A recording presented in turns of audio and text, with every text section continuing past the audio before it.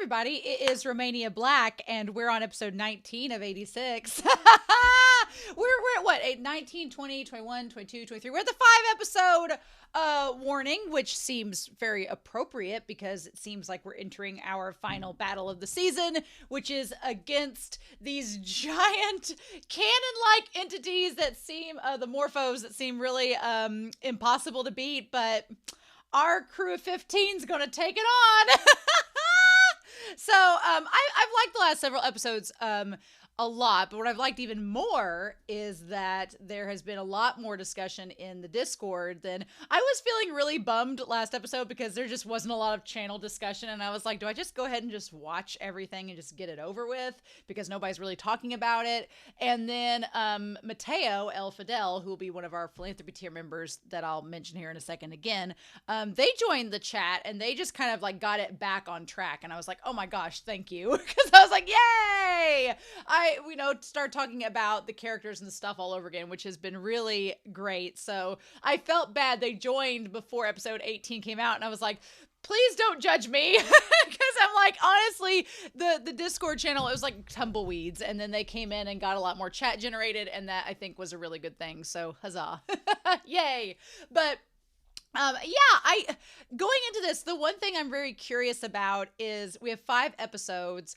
Lena's gonna come in at some point. That damn OP teases the hell out of it that she's gonna show up, and Sheen's gonna be like, oh my god, what? She's actually hot?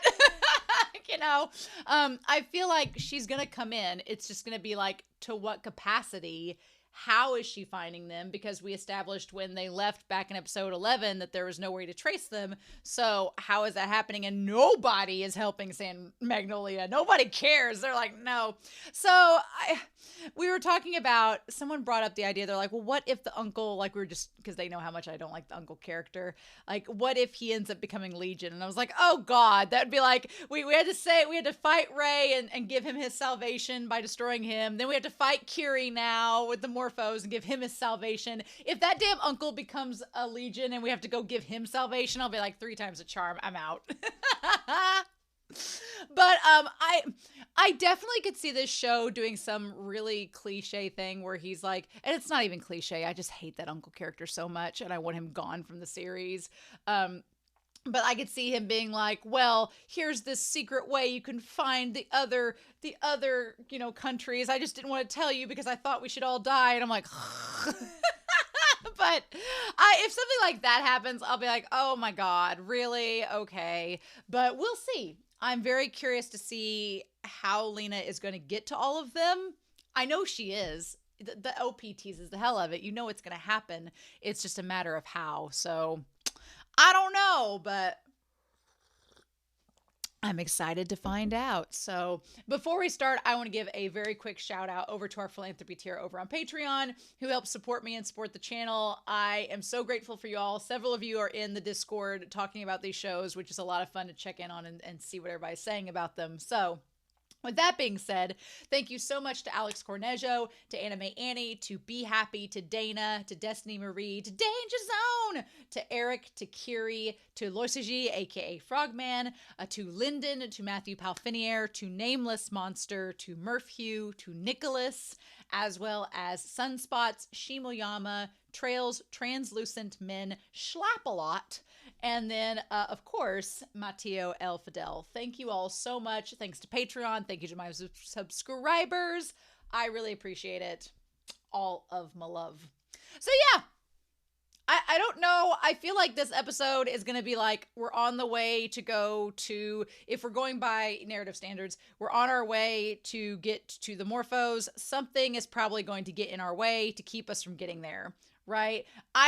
I'm really worried for Winsel. I don't think she's going to live. One, because the series happens to take really interesting characters and kills them off. So it would be on brand. But I also feel like her getting in this slow moving, not very defensive vehicle so they can all get out and they're much more agile and mobile. It just is screaming that she's going to like go down with the ship and then leave them to do their thing. And then the question will become, well, how do they get back? And that's where Lena will come in, but we'll cross that bridge when we get to it. So we'll just have to see, won't we? So I'm really excited. I hope you all are too, but we're not going to waste any more time. I'm going to get my stuff together here if it'll let me, and we're going to start episode 19 of 86. And let me get this here. Yeah. And we're going to get that all set, ready to go. And we're going to start that here in 3, 2, 1, and let's do this.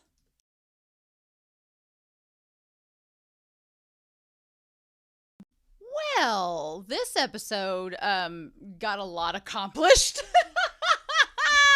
Yeah, there was a lot that happened in this episode. A lot have happened, and then there was like a lot of just exposition that just comes out, and you're like, wait, what? Just out of nowhere, especially with this one guy, the praying mantis, and the Spider Woman. I'm like, we're going to talk about that here in a hot second. But yeah, I am very glad that they at least told us that Winsel was alive at this point. I'm very glad because if she had won, I'm glad she's alive, because I was like, show, if I'm going to be honest, if the show killed her off after like we just had that character development with her, and then they're like, she's like, okay, go, bye. If she just died right after that, and that was the end of her character, I would have been so mad, because there was stuff set up with her character that still hasn't been explained, even though it might have been explained this episode. But I was like, what a waste of a character. And luckily they didn't do that. They kept her alive. She has development with this black-haired man who seems like he's going to be I feel like he's going to be a player in all of this at some point in later seasons, because I feel like he's going to be a player in this in later seasons, because he just has that kind of just presence to him. Kind of like Bernhold, although Bernhold may be dead. Bernhold might be dead. We'll have to see. We'll go back through this. But Sheen has a problem. Sheen has a death witch. I like in the Discord in the channel, it was like Lena, she's like donning her black. She's put dye in her hair. She's, going against authority. She's going through her goth emo, like, teenage rebellious phase. And then part of that is having a questionable boyfriend. And Sheen is a questionable boyfriend, because I'm like, I like Sheen's character, but he got some issues, and I wouldn't date Sheen. No, I'd be like, you need to go to therapy and get that taken care of before you need to have a relationship. But in this world, that's not really an option. So we'll go back here, but I do like the little hatch that opens up. I like their method of going, like, getting evacuated out of the giant Space Ghost Coast to Coast ship, and they just like parachute down. It seems very rudimentary, but it also works, so I'm fine. I also like the concept of the spare. Like, she talks about at the beginning that she's like, I brought a spare, we'll be fine. And then we talk about the spare that the Legion uses with the Morphos. So I'm like, okay. It seems like there's 2 Morphos. There is No Face and Pale Rider. Pale Rider is Kiri. We don't know who No Face is. No Face is the creepy. I thought No Face might be Kiri, but no. No Face is the ultimate bad guy of all this. I feel like No Face is the leader of Legion.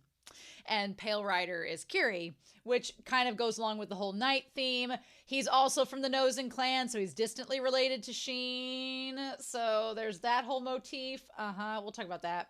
But I like that Sheen kind of is like, Sheen tries to, in his own way, tell Winsel, be like, look, you don't have to fight. You can just evacuate to the forest. And she's like, don't insult me. She's like, you teenager. She's like, you guys have a death wish. Why can't I have a death wish? She's like, don't insult me just because you're talented. She's like, I know what I'm doing, bitch. I like that she kind of goes, Sheen, sweetheart, let me do my thing. She's like, oh, thank you. But don't underestimate me, kid. She's like, may the speed of the gods protect us. That's really the first time anything religious has been noted in this series, which fascinates me, because anytime a series like brings in religion and culture to it, it's like, okay, what is this world about? She's the first person to bring that up. So I think that's fascinating. I like Winsel's character a lot in this. But yeah, I agree. If I was just shucked out of this, I would be kind of terrified as well. But, Also, I'm trying to look at the different juggernauts. There's a couple that have like interesting little like designs on them, little things. I know they're not juggernauts; they're like raisin leaves or something. But They're like, prepare for impact. Now, of course, they have the really sad moment where they're like, they think that Winsel could possibly be dead, which is really, really sad. I do like Raiden's face during that moment where he's just kind of like processing. He's like, okay, she could be dead. All right. And then they just go on. My question is, why does Karina have the helmet on? Karina's the only one with this like VR helmet. I know she's been practicing with it, I think, with the VR helmet, I guess because she's doing like sniper stuff, but she's the only one wearing it, which I find interesting. There's not really been an explanation for that about her character at any point. And again, this is a light novel that we're basing off of, not a manga. So in the light novel, they wouldn't have to explain that until the moment that it needs to be revealed, because it's on text. You can't see Karina the entire time. You just, read what she says. But here, because you have to see Karina the entire time, she has to have this helmet on. So there's going to be something happen with that helmet that will be of some detriment to the series later on, that will have some plot impact. We're just not there yet. But I'm just looking at her going, girl, why you got a helmet on? What's up? So let's get past this OP. All right. And so we have all the Legion. The Morpho is there in the center. We have that.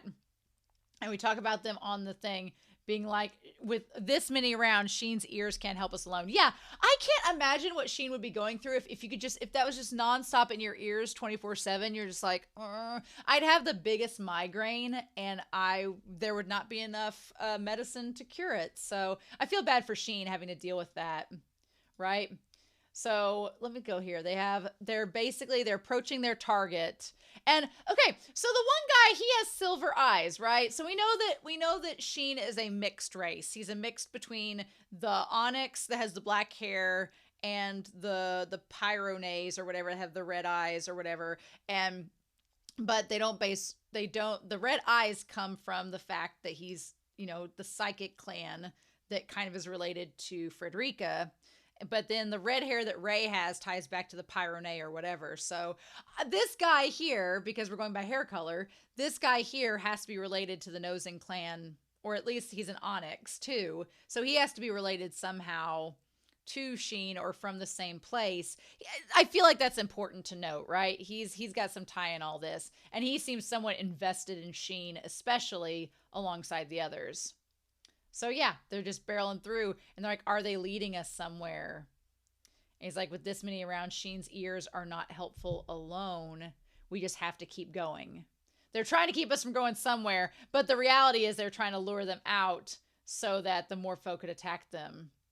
So the thing about it is, it didn't dawn on me in the reaction. They get past it, and then they get to the Morpho that is disabled, and it's like this huge, it's freaking enormous. It's this big millipede looking monstrosity that is huge, and that explains why I can fire the big laser. But the thing that I didn't realize in the reaction that didn't dawn on me till later was that the one here that they're guarding, that one is the fake. That's the one that's luring them out. And then meanwhile, up on the mountaintop is where Kiri is in that Morpho, and was going to fire on them and just wipe them all out from afar after luring them to the fake. It was kind of like a velociraptor tactic from Jurassic Park, where it was like the one velociraptor lured the other one to a certain place before it could attack it.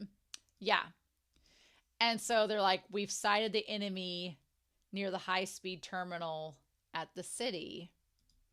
And this is, an observation unit is nearby.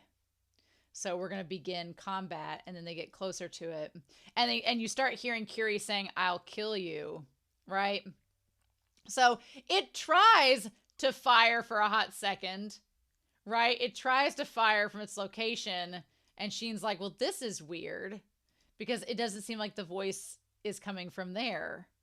But then that was the signal, okay? I like that Burnhole gets shown here. So that was the signal. When it raised its arm up and tried to fire the laser, knowing that it couldn't, that was the signal to Kiri back on the mountain. Oh, they're here. You can fire now. And Frederica, who happens to be there, is like, no, this is not Kiri. Kiri is not here in the city. He's away. But they all don't realize that. And Sheen's like, what the fudge is going on? And that's when she's like, what you're seeing, she says, what you're seeing isn't Kiri anymore. Yeah, they've swapped him. He's over in the other part, and that's when he says, "I'll kill you." So, okay, I want to see if there's any different imagery that we get with Curie other than what we see. And it's like, no, that's when you see him way over there. Mm-hmm. Yep, and that's when they're like, "Well, shit, what do we do?" And I like the design of it, the millipede design. You can kind of see it on the Legion there, and it has like the big moth-like wings that fly up there. And when it's sitting there with its laser and everything, it looks like a skull, which is terrifying, right? Terrifying. And so then they try to back up before it can like fire its laser. Mm-hmm. So, and that's when the one guy says, if it wasn't a repair but a swap out, it would have been faster to put an undamaged core into a spare. They were luring us out. Interesting. Yeah, I feel like he's going to be a player later on in all this. So they're like, we don't know what's going on. Everybody starts to panic. They start to freak out. And they're like, we just need to just missile strike the whole place. I am glad the president's like, okay. The president's like, that's a terrible idea. Why would, just because you've lost contact with him for 5 seconds, would you decide we've got to carpet bomb the place? That seems like a very bad decision. Why would you do that? And I like the president has to like put his foot down and like kind of become a little crazy to get their attention. Because he's like, it's useless. He's like, where would you fire the missiles? He's like, there's no communication right now. We don't have any observation drones. You're just going to fire random missiles into random places and hope you hit it. And they're like, well, we could destroy the tracks. And they're like, and I like the president. I feel like the president kind of lies a little bit in this because sure, yeah, they could have attacked the tracks. They could have done this or that. There is a chance without knowing where the missiles were going that they could harm all of those that are still there. And the one thing that I do like that this show does is what I was waiting for it to do was for the president to be like, we just got to have faith in them, which is what he means and what he believes. He's like, I'm choosing to trust the 86 there and to trust our men and believe that they're okay. But you can't say that out loud because it sounds cheesy, and who's going to believe that in that boardroom? So rather than do that and be cheesy, instead, he's like, look, I know that's not going to work, but that's kind of what I think. I don't want you guys to fire because I think they're okay. And if we just wait it out for 5 seconds, we'll be fine. But you all are panicking. So I'm going to set my foot down, be a little crazy, and get you all to listen. And that's kind of what he does. And it is actually effective, where he's like, yeah, they're going to repair the rails in no time. We're just wasting missiles. And with that failure there, so we have the T plus when the operation started, an hour and 20 minutes into the operation. He's like, we have no other choice. We have to protect the Western Front from an artillery attack. And the president's like, yeah, what are you going to do after now? After you do whatever, then what? And everybody's just kind of like, I don't know. He's like, we don't have a way to open a path home for them. So are we really going to abandon soldiers? Are we going to abandon soldiers we sent into enemy lines because we didn't want to go ourselves and give up the rest of the plan? He's like, that's disgusting. That's beneath humanity. This president is so diva-ish, but I kind of love it. He's like, the provisional president and its commander-in-chief, we ain't doing that. Do you think I would allow it? He's like, we have some high ideals and we're not going to sacrifice them. If you're talking about giving up on that, then we're better off destroyed. And everybody's like, my favorite line though is he's like, you allowed me to become president. I love that he's like, look, you don't like these ideals. You don't like me being idealistic. You shouldn't have made me president. But now, bitch, I am. So you're just going to have to sit here and listen to us and see if we're destroyed. Like, I love the fact that he is so idealistic, and that is a flaw, but he leans so hard into it that it's like respect. I mean, what else can we do, right? I do love that shot where he's sitting in front of the fuzzy screen. He's like, now you have to live with the consequences. He's like, you're going to have to die here along with my ideals. I'm like, oh my God, I love it. And you know, part of it is an act, because the moment that those screens come back up and we see that everybody's still alive, he's like, thank God. He's like, thank God we didn't have to resort to that. That would have been real bad. It's just, oh my God, it's great. And then that's when the one guy with the bowl cut, he's like, well, that would be unnecessary. They're fine. Everyone in the Nordlicht have survived. Here's my thing, right? Here's my thing that is very sad to me.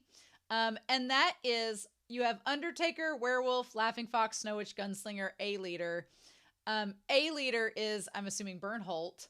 But then, like, none of the others have names. Like, show. Like, give them names. Like, not even their last name. You couldn't have even made something up. Couldn't have just put something on the screen to make something up. It seems a little lazy. I do know that they were talking about the Discord that there have been, there's been some production delays with season 1 because of COVID, and that delayed some releases and things like that. That makes sense. It's just there are a few little nitpicky things from here on in with the animation and stuff that at first I was like, that's a weird choice. But knowing that the production studio had some delays and fallbacks, I'm like, okay, that kind of makes sense. I get it. Do want to make note, the president, there's a shot of him and it's the forefront and he's just like, oh, thank God, my facade worked. And behind him is Kiri in the Legion. I still think there's a bunch of stuff with this president we don't know. I still think that there's stuff with the president we don't know. And I'm very curious about that. I'm like, okay. I feel like there's stuff about the president we don't know that hasn't been touched on yet that is going to come up later. Like whether he's related to Kiri or not, I don't know. Whether he saved Frederica from being killed. So I just feel like there's stuff he's not telling us and his character seems a certain way, but there's stuff under the surface we haven't, broken through to see yet. I could be wrong. We'll have to wait and see. But yeah. So yeah, the laser beam is very highly effective and terrifying. So, ugh. But yeah, so luckily all of our crew survived. They're all fine. Did you think they wouldn't be? Did you think they wouldn't be? Here's my thing, is that they all decide, they're like, we need to go, we're going to fire first at Kiri and see if we do any damage. And then, yeah, Karina has the scope on, like she's trying to use it to snipe. But Kiri is able to shoot out missiles to counter the ones sent at him, right? And that's when Sheen's like, well, we just need to go after him. And Sheen just takes off. Sheen's like, I'm going to go take off after him. The thing is, nobody really follows him. They're all just like, hey, wait, Sheen, what are you doing? Because Legion's about to come up, and we'll get to that. Then we have this conversation between the Pale Rider to No Face. And he says, there needs to be a firing schedule is completed. The special target with the call sign, Baliger, was successfully lured and destroyed. The special target with the call sign Baliger. I don't know why he's called that, Baliger. I don't know why. It's not Sheen's name. I don't know why Baliger is a thing, but I feel like Frederica's mentioned it before. So I don't know if that's just, if that's like a sign of them being psychic. What's up with that? I don't know. But anyway, Sheen is special to the Legion, and they've marked him, which is scary. And they're like, he was lured in and destroyed. Yeah. Baliger. Yeah. The analysis was correct. He could not detect the spare when it was in sleep mode. And then No Face comes in and says, confirm the destruction of it. So they want him destroyed for whatever reason. And that's when I like that Kiri's like, it's unnecessary. No, Baliger was certainly destroyed. And then he's like, Roger. And he's like, leave your firing position and return to your designated district. And he's getting ready to go. And that's when Sheen shows back up and is like, surprise, bitch, you thought you saw the last of me. And then that's when all the firing stuff happens. So very curious. I'm also watching a show called Psychopaths right now, which is really good. Highly recommend. But in that series, there is a concept that's kind of similar to Legion. So it's very fascinating to see this play out in two different series. But yeah, he's like, oh, there are survivors. I don't know how I feel about the Legion being as expressive and having as much consciousness as they do here with Kiri. I don't know. I don't know how I feel about it yet, because like with Rey, back when they fought Rey's Legion was just kind of like the way I understand it is the Legion are like the final memories of that person in their brain, their final memories in the brain, and their final like emotions, instinctive things, whatever. And the Legion just acts on those final instincts. So like with Ray, it's just like it was like the final memories of Ray, and that's all he keeps connecting to. And it was Ray's desire when he died to protect Sheen that the Legion manipulates. And then you have like this robot on a circuit, and the brain's on the robot circuit, and the brain's like, my last final thoughts were protecting Sheen. So in protecting Sheen, make him part of Legion. And it's very robotic, and it's very like a zombie, and that all made sense to me, and was kind of appealing, and making them seem like they're humans, but they're not. Here, with Curie, it again, this series likes to have its cake and eat it too. It just feels like I'm like, it's towing the line between like, are these your final instincts, your final memories, your final thoughts before death? Or do you have a consciousness, but you're dead, you're not human anymore?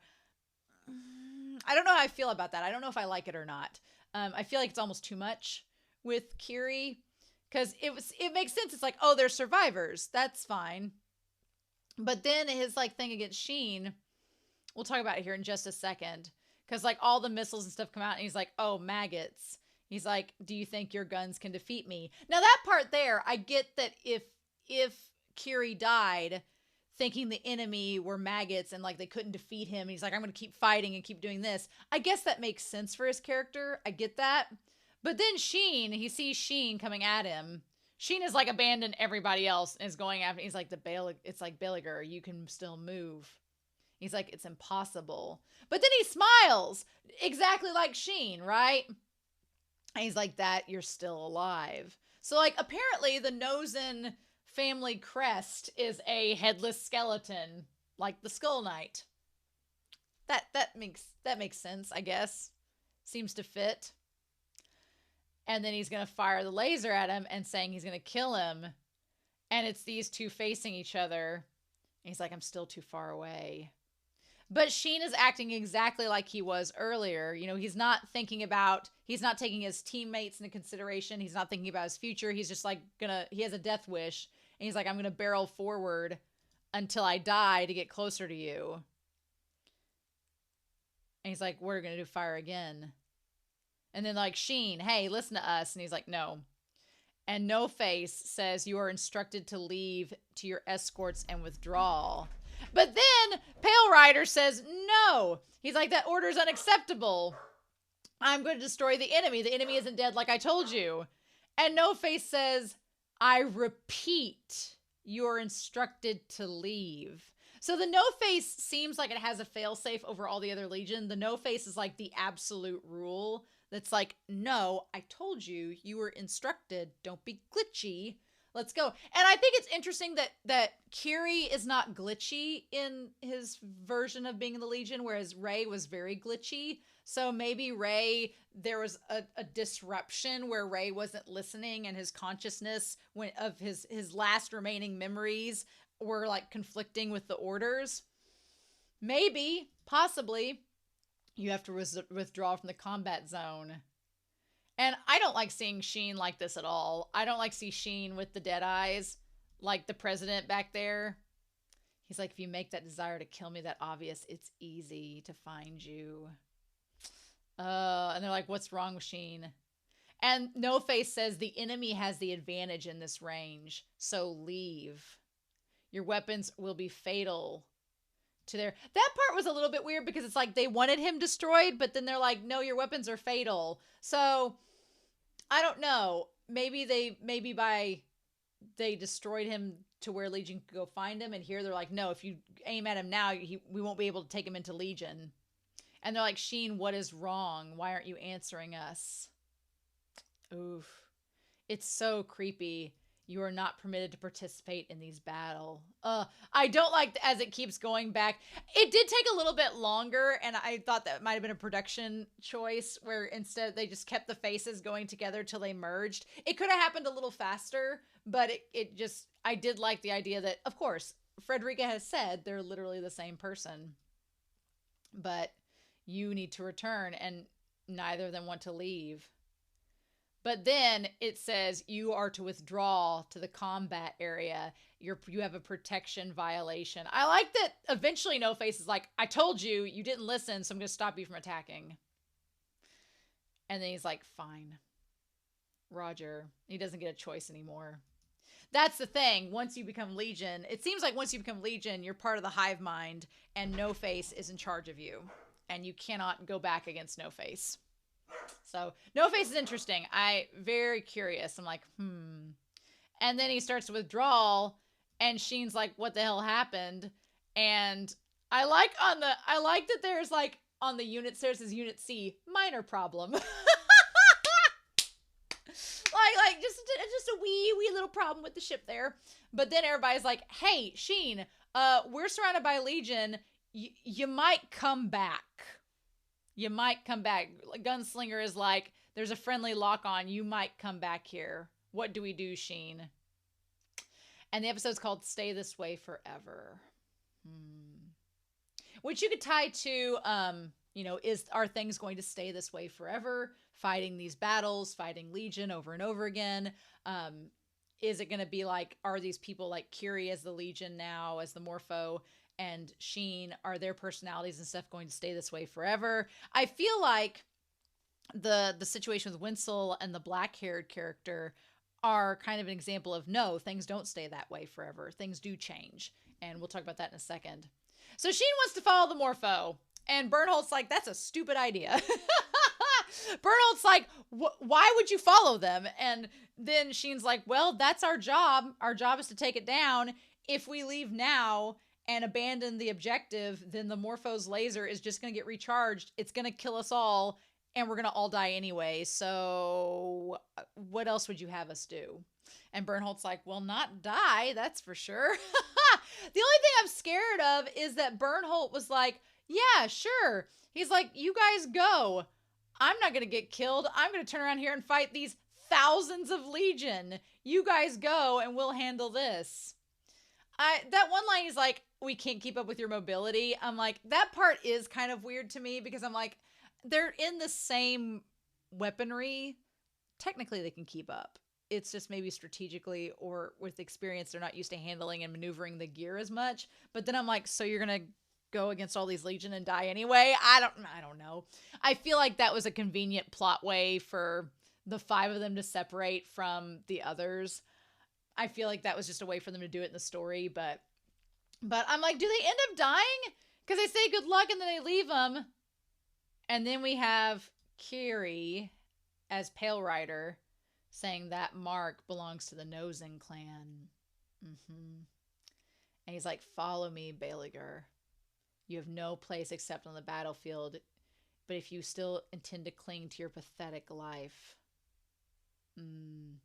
He's like, follow me and I'll destroy you or make you part of us. And then you can he's like, you can become part of Legion and just keep fighting forever. If that's what you want. The thing is, when he looks at the red flag, there's like a little bit of like text on the screen for a second. And then he has all the flashbacks in that moment of her, right? Which, I don't know. It's curious. Like, I can't remember if Ray had the flashbacks with Sheen over and over again. I feel like with Sheen it was the same.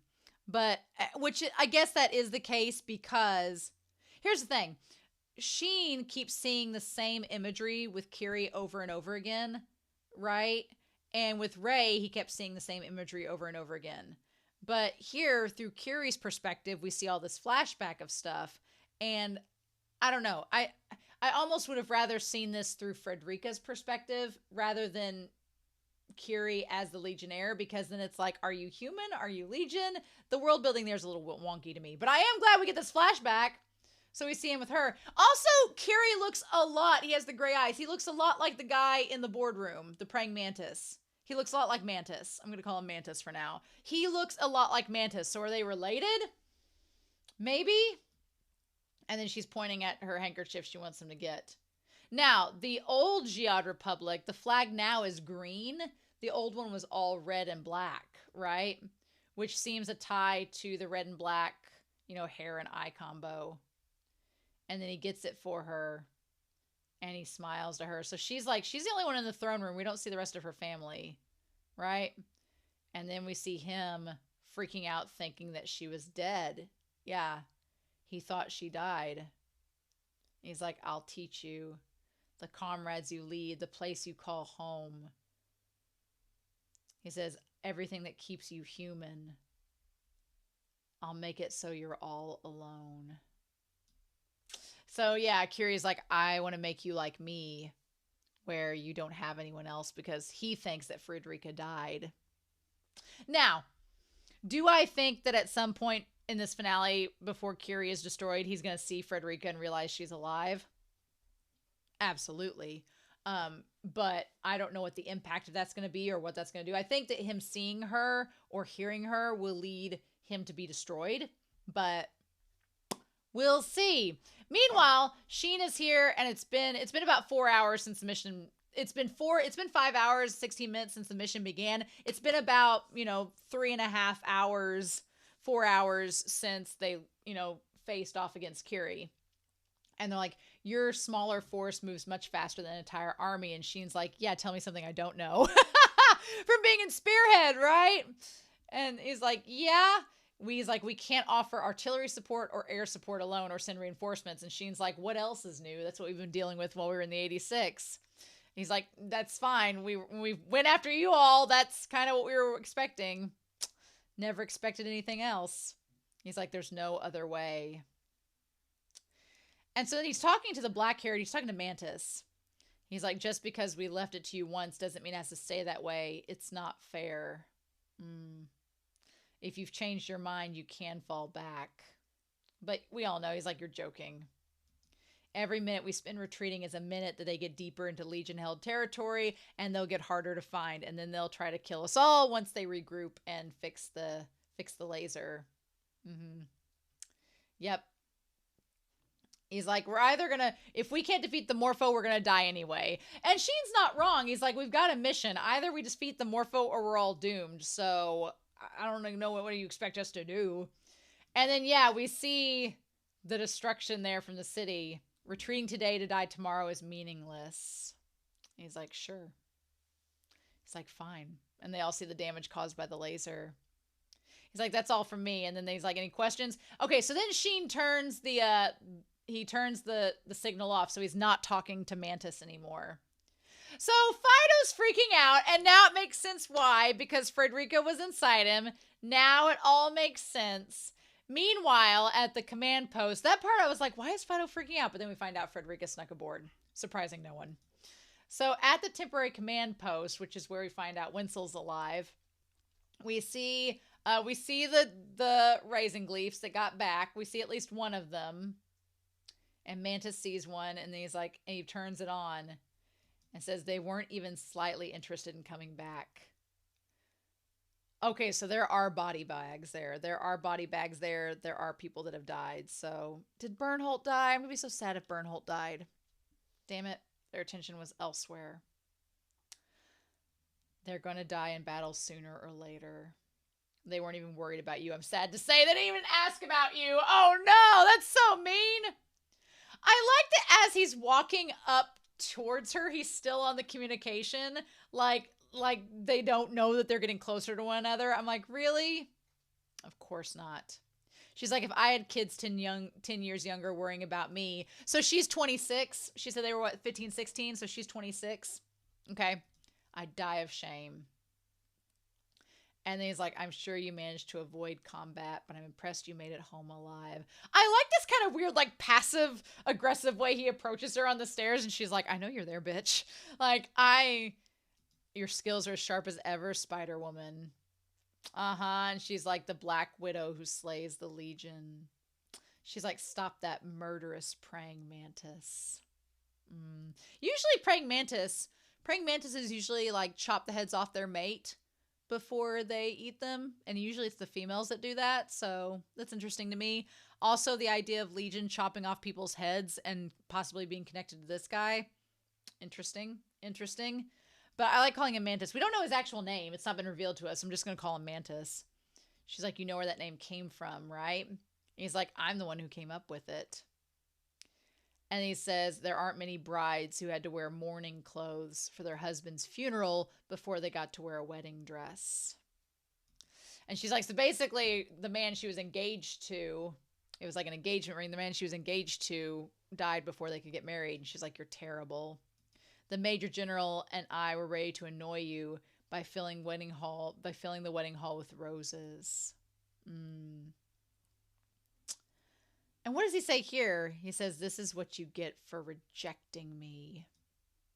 For rejecting me and going with an idiot who left his wife behind.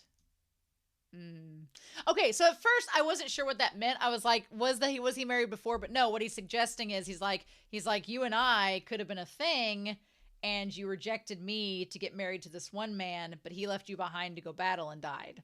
So I'm kind of rooting for them. They have the blonde hair, black hair, like, you know, typical anime shonen protagonist, like couple vibes. Like their aesthetic makes them look like a couple. I'm kind of rooting for them. I'm rooting for Mantis and Spider-Woman. I want them to I want them to live long enough to be a ship, right?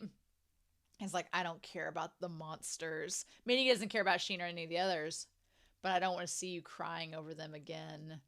Ooh. And she's like, bitch, I am like here for this couple. Here for them. Here for them. I'm here for them. I want more of them. So yeah, then Frederica like tries to meow. Ridiculous. And I like that Theo's like, why did you follow us? And she's like, well, because you all are all idiots with a death wish. I like what Frederica says where she's like, look, I'm here to make sure that you all come back alive. She's like, and now that I'm here, you have no choice but to stay alive so you can get me back home. I like that. I'm like, Frederica's like, if I stayed behind at the base, you all would have died and been like, oh, Frederica will be fine. She'll be fine without us. And she's like, no, I'm not doing that. She's like, I'm going to stay here. You're going to deal with it. And you're going to have to like follow me around. It's fine. She's like, we're not in 86 where you have to die. You have a right to live on. She's like, fine, I'm a hostage. Let me be. And so then I like that Raiden is the one tasked for taking her back. And I know that Sheen said that because Raiden is probably like the second most competent out of all of them. But Raiden's like, I'm not leaving you. So that's not going to happen. So Sheen ends up taking her with him, I'm pretty sure. And then Fido's not going to happen. She won't fit anybody else's but mine. You didn't have to do this. We're not going to die. I like that Raiden said that. I like Raiden's like, have a little more faith in us. We're not like Sheen. Raiden's like, have a little more faith in us. We want to live. We just also know that we have a duty. We're going to get this job done. And then the thing about it is that Sheen's like, you know how to use this. If we get wiped out and you can't make it up to the main army, then you're going to have to use it on yourself. And I do like that shot when they cut to Karina and Theo and Anju and they're all like, dude. I mean, there is no sugarcoating it. There is no sugarcoating it. Like Sheen knows there's no sugarcoating it with Frederica. He's like, look, this is how it is. You're either going to live or you're not. So here's the deal. I like that he doesn't sugarcoat it. He makes it very clear what the objectives are. But I'm also like, you know, I feel the others being like, really, dude, Sheen, you know, you're going to ruin the mood. But Sheen's like, we're at the point now where we're about to go after something very dangerous that could likely kill all of us. I don't want Frederica to feel like she's, you know, in any less of a situation than any of the rest of us. And I like that Frederica's like, bitch, I saw your memories. I know what happened. You can tell me to close my eyes. It doesn't, you know, doesn't change anything. But then she says it's a little too heavy for a frail girl like me. The one thing I still don't quite understand is Frederica's age, and I don't want that answered yet, but she looks exactly the same age when she's with Kiri. So, and that could just be the animation not making it distinct enough, her age difference, but, or maybe she's a little person and is just short. I don't know. So, like 4 more hours pass, and she's like, make sure you come with me. And we see like all their food eaten, like they're getting ready to go.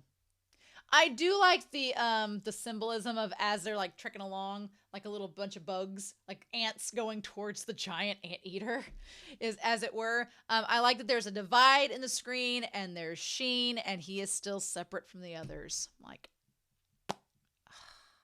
I also don't like at the very end where everyone else is blacked out. I'm like, I don't think they're all gonna die and it's just gonna be Sheen left, but the show really wants to make you think that's gonna happen. I really was hoping that we'd see Lena this episode, but no, they're gonna play Lena as close to the vest as possible, and they are not gonna show her to us until the very end when she pops in. Which is so frustrating because I know this series hopefully will have more seasons. And I know it has more content to go through, but as someone that really likes Lena's character, it has been frustrating not having a lot of Lena. Like, we had a lot of Lena at the beginning for like 8 episodes, but then since episode 9, it's like there's been like a couple scenes of her, but not, she kind of leaves the series, and I'm like, I wanted more Lena. But we'll just have to wait and see. So I really liked this episode. It was good. It was a transitional episode. The symbolism wasn't as in your face as per usual.